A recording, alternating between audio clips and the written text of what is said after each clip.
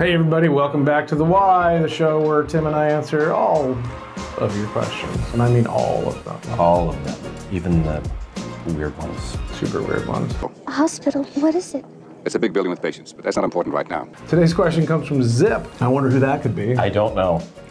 And asks, do you believe showrooms will have value across the Bar Green Ellingson brand in 3 years?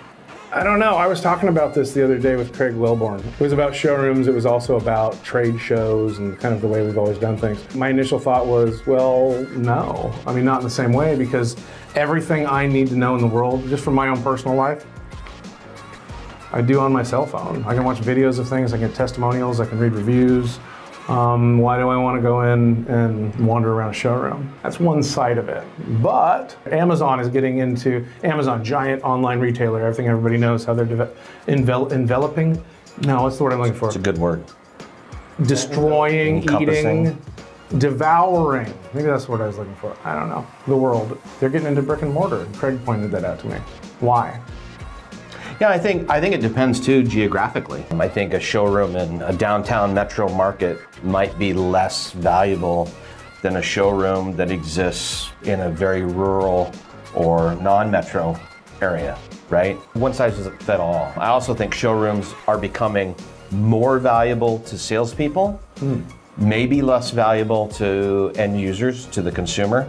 I think it's all a function of time. The Denver branch would tell you that their showroom is critically valued because that market behaves much differently than does, say, the Seattle market or the Portland market.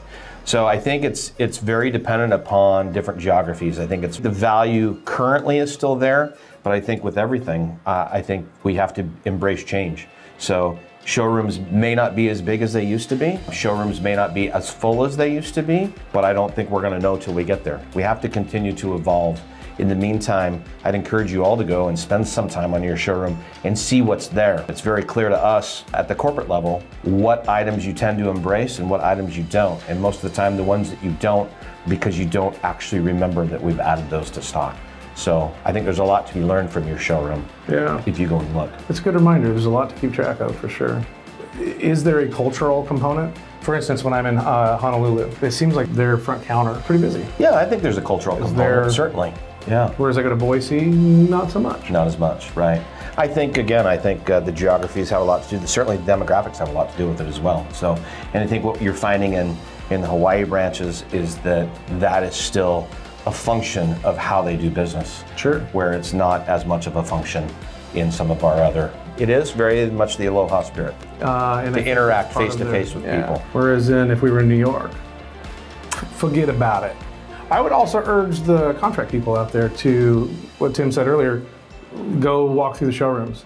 It's kind of pathetic that I can't help customers when they walk in because I don't know what anything is. I now know what a muddler is. I thought it was a Batman villain, but it turns out, is it also a Batman villain? It is, yeah. And it's also a tiny, like, billy club, a tiny baseball bat for fighting off tiny intruders, I guess. Fighting off limes and lemons. Is that what it is? Yeah. I guess I still haven't learned. Yeah. But it helps us, helps me be a better ambassador for our company, because you hear me talking about this a lot lately, but the two should be married together. They should. Contract territory. And it just is going to help you be better at your job if you understand the other capacities that we have together. One of the biggest advantages we have in any market is our in-stock condition. So when we have those products, and we're aware that we have those products, it gives us the chance to solve those problems. Yeah.